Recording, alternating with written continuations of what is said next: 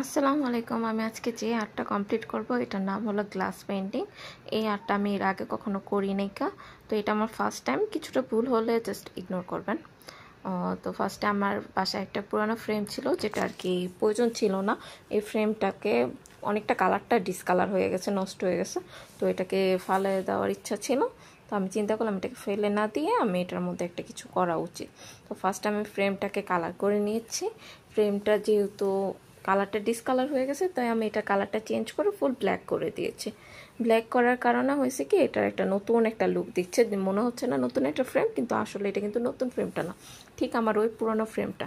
তো ফ্রেম রং করার পরে অবশ্যই ফ্রেমটাকে শুকানোর পরে এটার মধ্যে গ্লোস অ্যাপ্লাই করতে হবে, নাহলে কিন্তু রংটা বেশি দিন থাকবে না। তো গ্লোস অ্যাপ্লাই করলে একটা সুবিধা হয় কি জিনিসটা আরও বেশি গ্লোজি লাগে, আরও নতুন লাগে। তো এরপর আমি যেহেতু গ্লাস পেন্টিং করব, তো গ্লাসের মধ্যে ডাইরেক্ট পেন্টটা না করে আমি একটা হোয়াইট কালার পেপারের মধ্যে আমি যে আর্টটা করতে চাচ্ছি ওই আর্টটাকে আমি আগে ফার্স্টে পেন্সিল দিয়ে এঁকে নিয়েছি। এতে আর্টটা করার সময় কিছু ভুল টুটি হলে যেহেতু আমি পেন্সিল দেখেছি যাতে এটা সংশোধন করা যায়। এই যে আমার ফুল আর্টটা কমপ্লিট, যেখানে যেখানে মনে হয়েছে না আমার একটু চেঞ্জ করা উচিত আমি ওগুলি চেঞ্জ করে দিয়েছি। এরপরে আমি কি করতেছি, মার্কার পেন দিয়ে এটাকে আরও বেশি গাঢ় করে নিচ্ছি।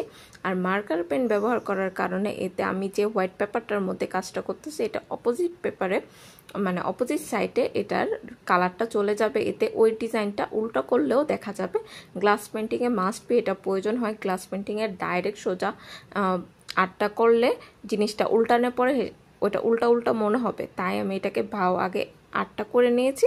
এখন আমার যেহেতু অপর পেজেও এটা আর্টটা চলে গেছে তাই এটা আমার উল্টাতে সুবিধা হবে এবং কি আর্টটা কমপ্লিট করতে সুবিধা হবে। আপনার সামনে দেখলেই বুঝতে পারবেন।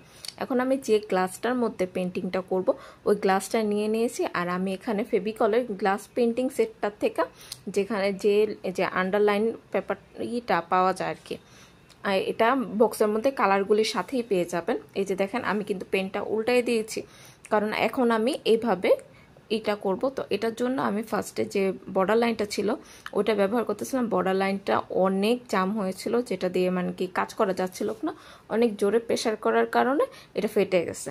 তো আমি কি করেছি, মেহেদি যেভাবে আমরা কোণ তৈরি করে মেহেদি আর্ট করি তো ওইভাবে মেহেদির একটা কোণ বানিয়ে আমি এখান থেকে কালারটাকে ওইটার মধ্যে ভরে তারপরে কাজ করতেছি। এতে আমার কাজটা যেরকম সুন্দর হয়েছে এবং ফিনিশিংটা অনেক সুন্দর হয়েছে, যেহেতু আমি আমার মন মতন এটাকে সুন্দরভাবে চিকন করে নিয়েছি।